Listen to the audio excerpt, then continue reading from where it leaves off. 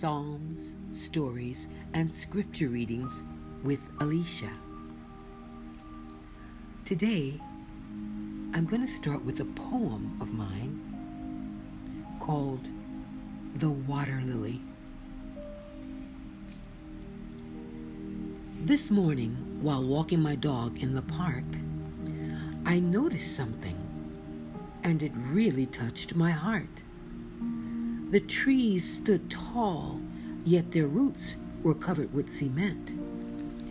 This was a sign, a symbol of some sort, but I didn't know what it meant.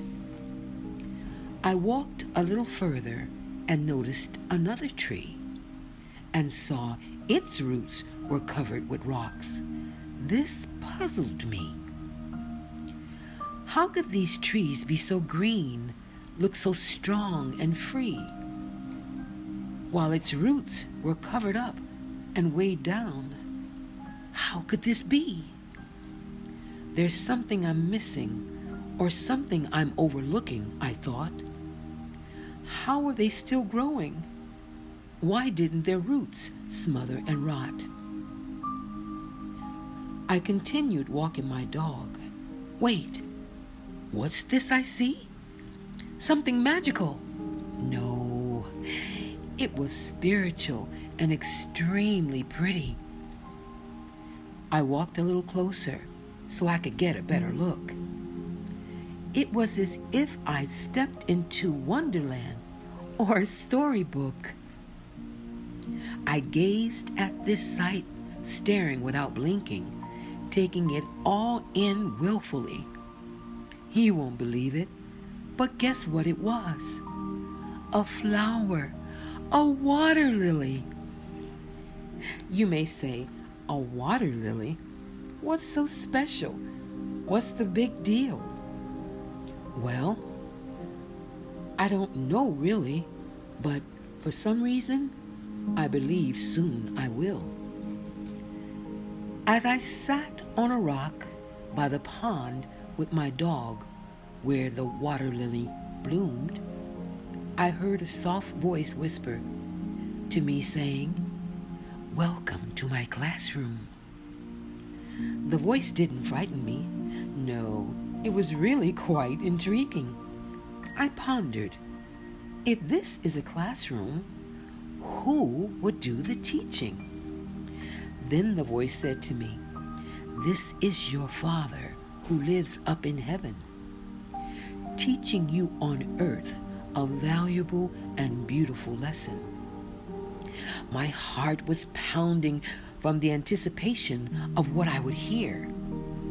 Then he started things off by saying, "Listen closely, my dear. Take note of how the water lily is so clean and not dirty, though it grows in unclean water, dirty, smelly, and murky. Its environment doesn't affect how it grows, looks, or smells. It's hard to believe a home of filth is where it dwells. This is how I want my children to be.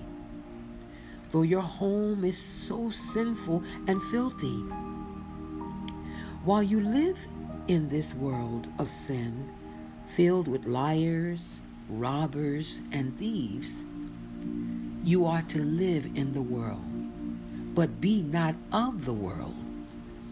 I want you to be my water lily. Love, Ya." Beloved, if you're feeling down or weighed down with problems, overweight with bills and things, remember the trees, how they were covered with cement and rocks, but they were growing.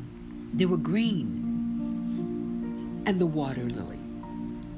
That pond that I saw was so filthy. You see, this is a true story. This poem is a true story. I was walking my dog, who was Xiaohei at the time, here in Taipei, Taiwan, early in the morning, and this is what I saw. the trees covered up, but so beautiful and green, and this filthy pond, and it smelled so bad, it was terrible. But that water lily was standing up tall and strong, not one spot on it. Not one spot of dirt on it. And then our Heavenly Father told me, this is what I want you to be. This is what I want my children to be. Yeah. I think that was nice. I hope you do. I hope you enjoyed this first reading with me.